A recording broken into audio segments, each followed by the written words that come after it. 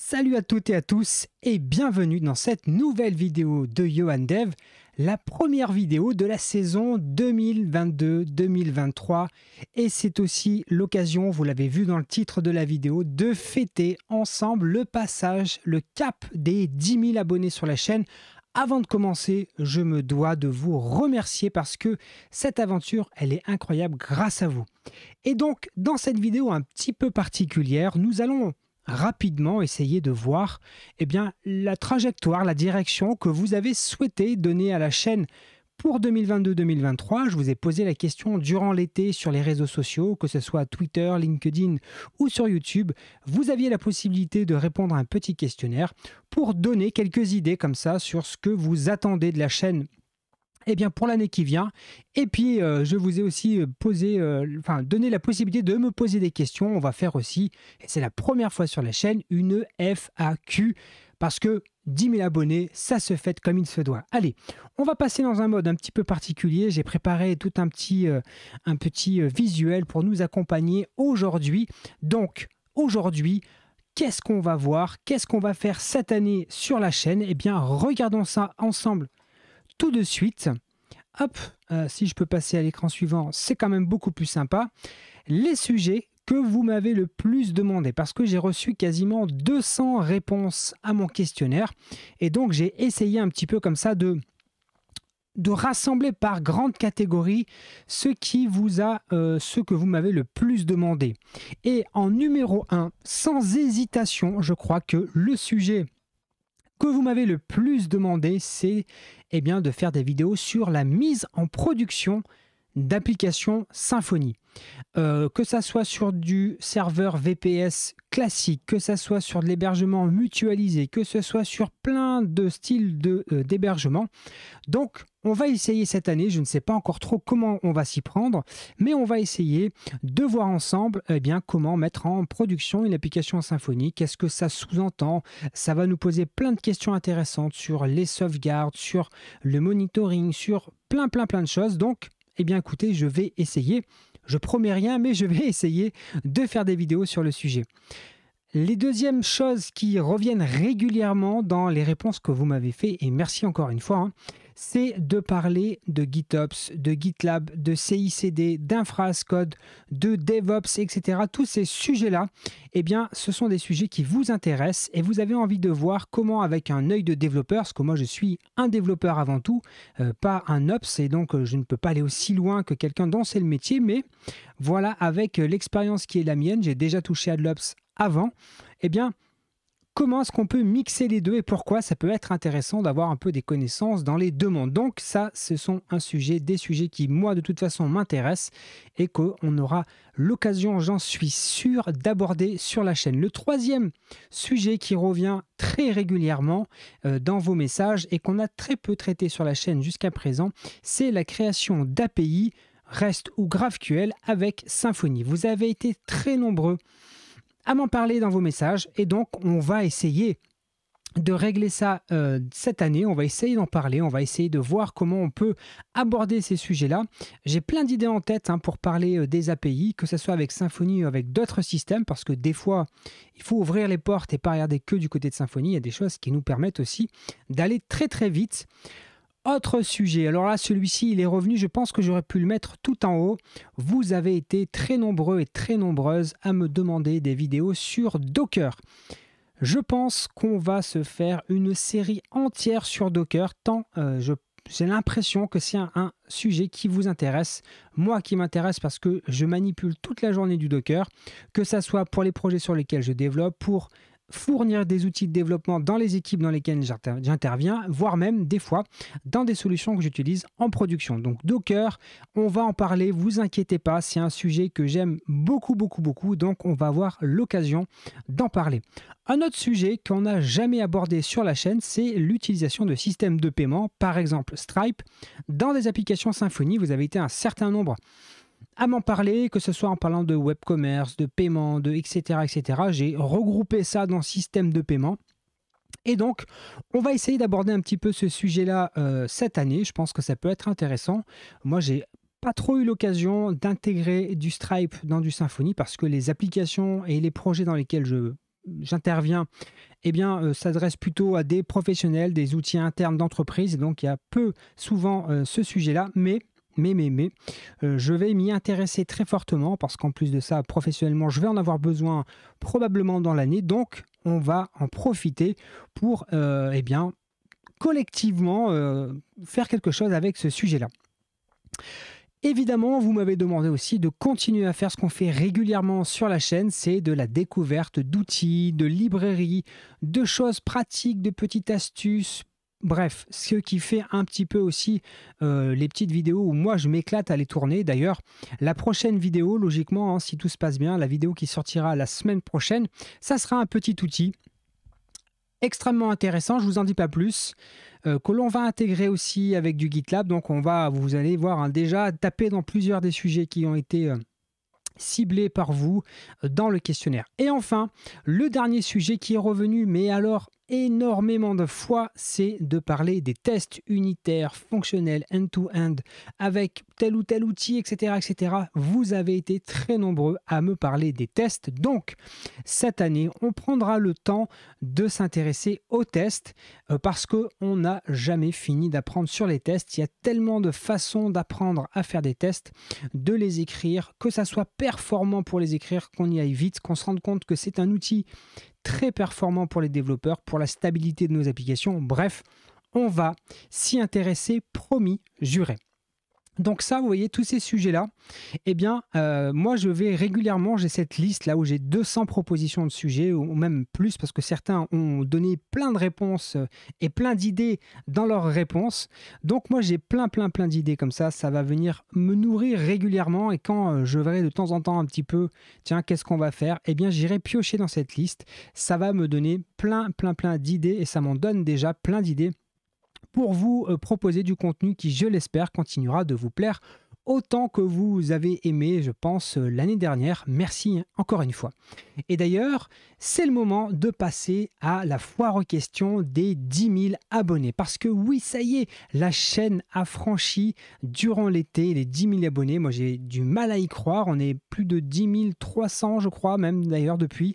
Et donc, eh bien, je vous ai proposé de me poser des questions, et donc je vais jouer le jeu de la transparence avec vous et on va répondre. Alors je sais pas, j'ai sélectionné un certain nombre de questions, je ne pouvais pas toutes les mettre, il y en avait beaucoup trop, mais j'ai essayé de prendre celles qui étaient le plus représentatives, et donc certaines questions en fait sont revenues plusieurs fois. Allez, c'est parti, je me lance dans le bain. Alors c'est la première fois que je fais cet exercice-là. Donc vous me direz en commentaire hein, si je m'en sors ou si c'est une catastrophe. Allez, c'est parti. Première question qui nous a été posée par Paul et qui me demande: est-ce que ça va en ce moment? Eh bien écoutez, oui. Ça va très bien.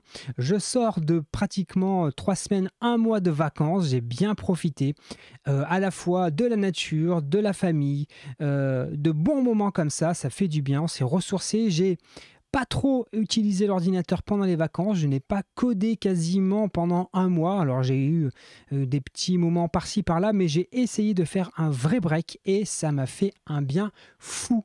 Donc ça va au top, Paul, je te remercie, vraiment ça va. Et d'ailleurs je vous pose la question, à vous qui regardez la vidéo, répondez en commentaire, est-ce que ça va en ce moment? En tout cas, j'espère que toutes et toutes vous allez bien, et si c'est pas le cas, n'hésitez pas à venir nous voir, on va vous donner de l'amour, on va vous donner du réconfort, n'hésitez pas. Allez, question suivante qui nous a été posée par NordCoders. J'espère que vous connaissez NordCoders, qui a une chaîne YouTube incroyable. Je vous invite à aller vous abonner à sa chaîne. Et il me pose une question. Il me dit: qu'est-ce qui m'a poussé à vivre dans la campagne loin de tout? Alors, je ne sais pas si je suis loin de tout, parce qu'en vérité, je suis dans un endroit de la France où stratégiquement, je suis bien positionné. J'ai une gare TGV à peu près 30 minutes de chez moi, et à partir de là, je peux facilement rayonner. Mais qu'est-ce qui m'a poussé à aller vivre à la campagne? Plusieurs choses. Déjà, je voulais offrir une qualité de vie supérieure à mes enfants que celle qu'on peut avoir en habitant en ville. J'ai habité pendant quasiment 20 ans à Grenoble et j'ai adoré vivre à Grenoble. Mais là, on s'est expatrié à la campagne, mais quand même pas trop loin des montagnes. Ça, c'était un critère pour moi. Donc, on n'est pas loin des montagnes, pas loin. On s'est rapproché de la famille aussi. Ça fait partie des éléments. Et puis voilà, d'avoir quelque chose de plus tranquille, un mode de vie beaucoup plus tranquille. Et on a trouvé ça. On a trouvé tout ce petit mix. et qui est rendu possible évidemment parce que j'ai la chance incroyable de pouvoir travailler quasiment en full remote. Je dis quasiment parce qu'il peut y avoir quelques jours par-ci par-là où je suis amené à me déplacer, mais c'est extrêmement rare. Donc voilà, écoutez, c'est ça qui m'a poussé à vivre à la campagne, en tout cas qui m'a permis d'aller vivre à la campagne, et peut-être aussi parce que je suis né, j'ai grandi jusqu'à mes 20 ans à la campagne, en Ardèche, et donc finalement ce n'est qu'un retour à ce pourquoi j'ai toujours été destiné à vivre loin de la ville. Autre question qui a été posée par Miklar. Comment est-ce que je concilie ma vie professionnelle et la chaîne YouTube? Alors vous allez voir, il y a plein de questions qui sont un peu dans cet ordre-là et je vais probablement me répéter un peu. Comment je concilie ma vie professionnelle et ma chaîne YouTube et ma vie de père de famille et etc. etc. Eh bien, Google Agenda. C'est très bête, mais je suis obligé, quand je ne suis pas en vacances, d'avoir des moments qui sont très calibrés, très bornés, et je m'astreins à ne pas dépasser le temps alloué. Pourquoi? Par exemple, pour le travail, j'essaye de ne jamais déborder pour conserver du temps de qualité avec ma famille. Par exemple, jamais je ne travaille le week-end. C'est une règle que je me suis imposée et je ne travaille absolument jamais le week-end. La seule chose que je fais éventuellement de temps en temps le week-end, c'est de tourner une vidéo pour la chaîne YouTube. Sinon, eh bien, comment est-ce que ça se passe pour la chaîne YouTube? Eh bien, quand on travaille toute la journée, qu'on a après les enfants, il faut faire à manger, il faut aussi aller faire du sport pour prendre soin de soi, eh bien, la nuit, tout simplement, le soir, quand tout le monde est calme, eh bien, c'est le moment où j'en profite pour m'occuper de la chaîne YouTube essentiellement. C'est comme ça. Et puis, comment est-ce que je concilie ces deux mondes-là? En fait, finalement, ce ne sont pas des mondes qui sont opaques, parce que régulièrement, ce dont je vous parle dans les vidéos YouTube, ce n'est ni plus ni moins que des choses que j'ai appris, expérimenté, découvert pendant une mission, pendant un développement dans l'entreprise dans laquelle je suis salarié. Vous verrez peut-être tout à l'heure, je vous expliquerai un petit peu comment se répartit mon temps de travail. Mais voilà, de temps en temps aussi, je tire de mon expérience professionnelle des idées pour la chaîne YouTube. Rien ne se perd, tout se transforme. Vous connaissez l'adage. Allez, autre question qui nous a été posée par Bande de Codeurs, que vous devez peut-être follower sur Twitter. Si ce n'est pas le cas, allez-y. Il me dit: combien de temps ça te prend pour réaliser une vidéo? Idée, écriture, montage, vignette. Ça dépend. Par exemple, la vidéo que vous êtes en train de regarder, elle m'a pris, là j'ai préparé ces petites sélections, ça m'a pris à peu près 20 à 30 minutes pour préparer le petit diaporama qu'il y a derrière vous. Je n'ai pas répété la vidéo. Là, ce que vous êtes en train de voir, c'est l'enregistrement. J'ai lancé l'enregistrement, j'ai juste préparé le petit PowerPoint avant. Donc, ça va dire, allez, 20-30 minutes pour préparer le PowerPoint, le temps de la durée de la vidéo, dont je ne connais absolument pas la durée parce que je me laisse porter par l'enregistrement. Mais imaginons qu'elle tient 20 minutes, on est déjà à une cinquantaine de minutes. Puis après, il va y avoir le montage. Moi, je n'ai pas de montage. C'est un choix que j'ai fait dès le départ. Mes vidéos ne sont jamais montées parce que je n'ai pas le temps, tout simplement. Et donc, pas de montage. Gain de temps incroyable. La vignette, allez, ça va prendre une petite dizaine de minutes. Donc pour cette vidéo-là, celle-ci que vous êtes en train de regarder, ça va être à peu près une petite heure.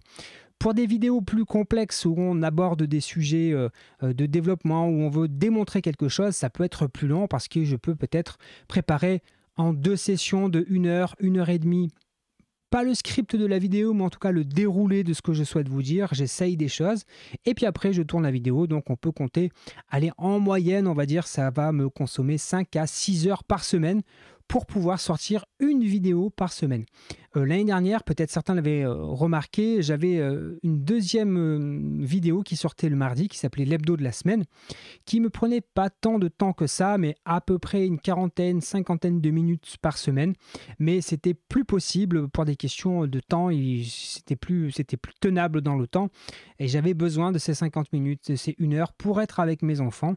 Et donc j'ai privilégié mes enfants, mais aussi pour pouvoir continuer à vous proposer du contenu qualitatif le samedi à 9 h. C'est notre horaire, notre rendez-vous, ça bouge pas. Allez, question suivante qui nous est posée par Flipbook. Quelle est ton organisation, famille, loisirs, taf, YouTube? Vous voyez, on est en train d'en parler.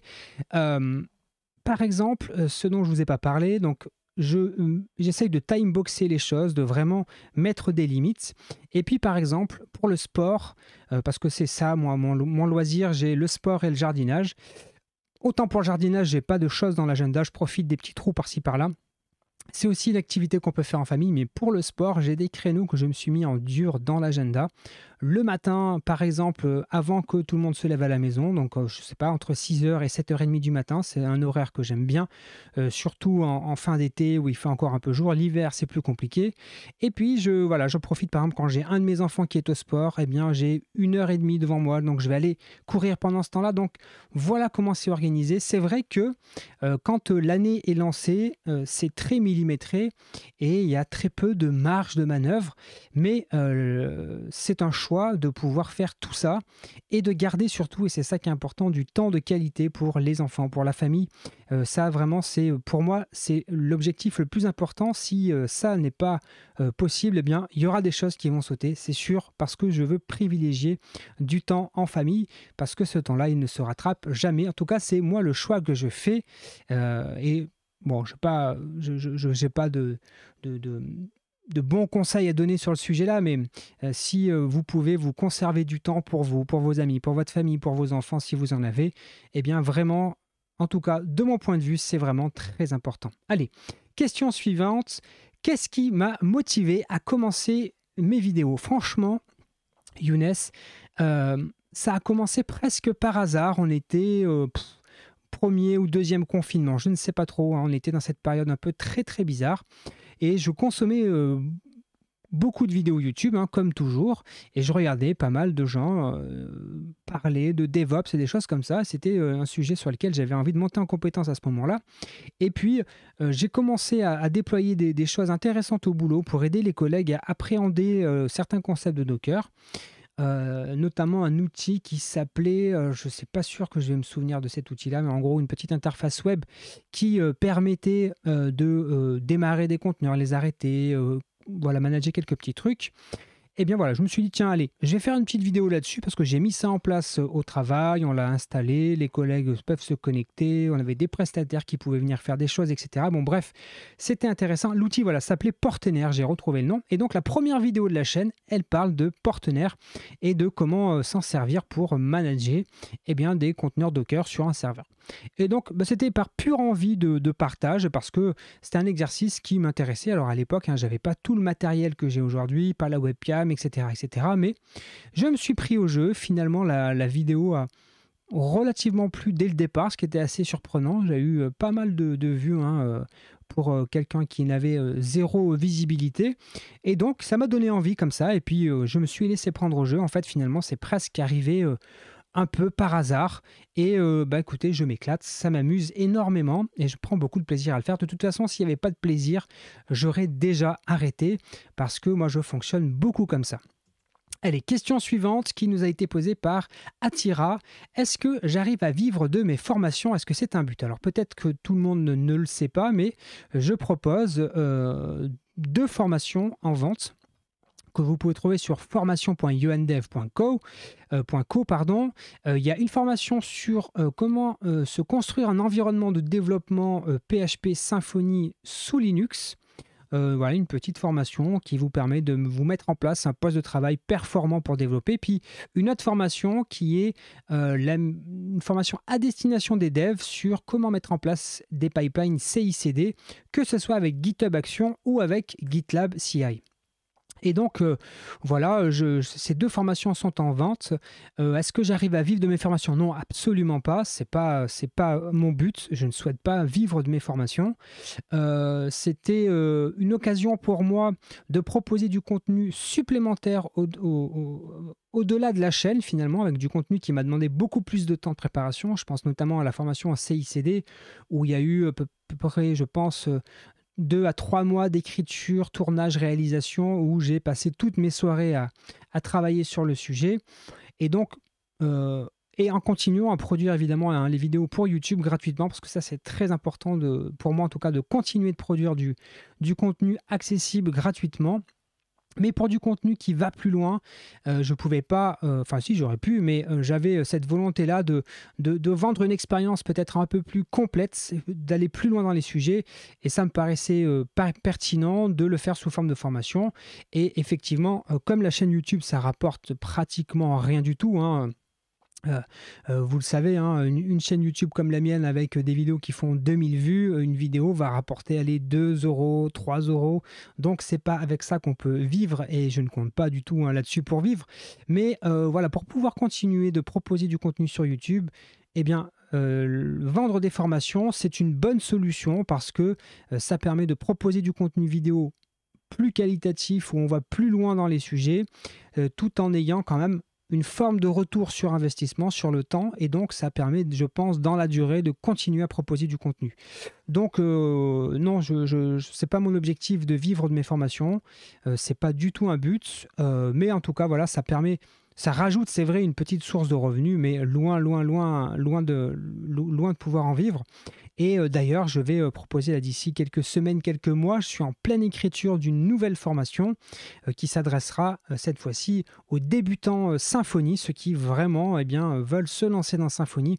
Vous avez été très nombreux à m'en parler, ça fait quelques mois que j'hésitais à me lancer, mais là je crois que voilà, c'est le bon moment de se lancer pour cette saison, de vous proposer, eh bien, une formation à destination des débutants. Allez, on continue avec une autre question de Logo Polop. Qu'est-ce qui me plaît particulièrement dans l'Ops, le DevOps, et pourquoi avoir basculé Dev ou inversement? Alors, c'est très compliqué de répondre à cette question parce que effectivement, avant de devenir développeur, moi, ça fait 20 ans que je travaille dans l'informatique. J'ai beaucoup plus travaillé précédemment dans la gestion de parc, la gestion de serveurs, d'infrastructures serveurs, notamment sous Windows, de gérer des Active Directory, des GPO, etc., etc. Donc, cet univers-là, qui est très différent du développement, mais avec quand même pas mal de touches d'infrastructure, de gestion de serveurs, de gestion de déploiement d'applications sur un parc de machines, hein. Imaginez déployer, je ne sais pas, une application sur 800 postes, et on ne parle pas d'une application web, et des choses comme ça. Bref, c'était ça mon métier précédent.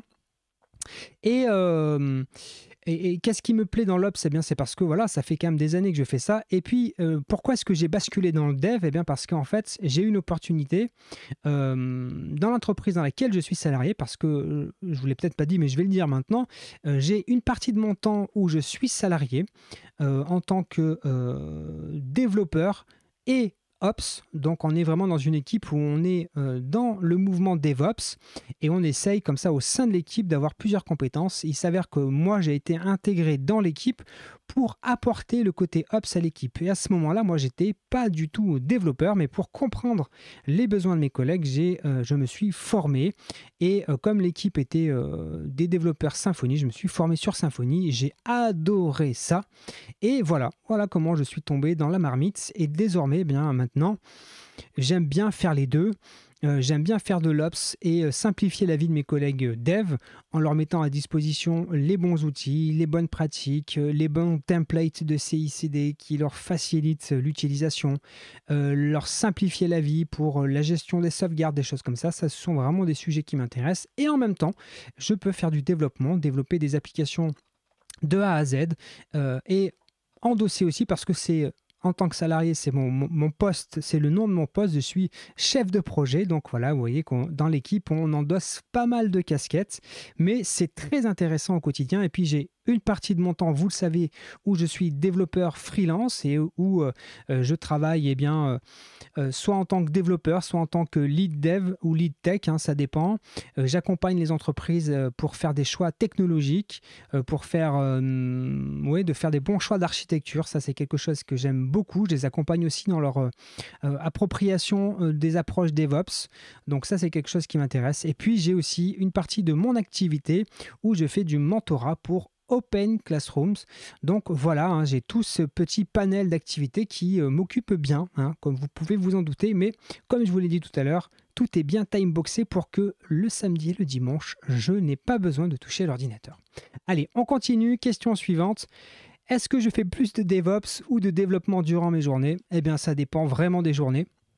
Par exemple, aujourd'hui, ce matin, j'ai fait plutôt de l'Ops où on a mis en place une solution qui nous permet de monitorer ou de surveiller que nos applications sont bien up, qu'on peut ouvrir, qu'on peut récupérer par exemple un token JWT dans notre API, qui va historiser les temps de réponse, qui va ceci, cela. Donc ça, c'était plutôt de l'Ops. Et cet après-midi, j'ai fait du dev sur un extranet sur lequel on est en train de travailler. Et donc, on a amélioré quelques petites features par-ci, par-là. Donc, je fais vraiment bien un peu des deux. C'est difficile de dire quelle est la part de l'activité qui m'occupe le plus.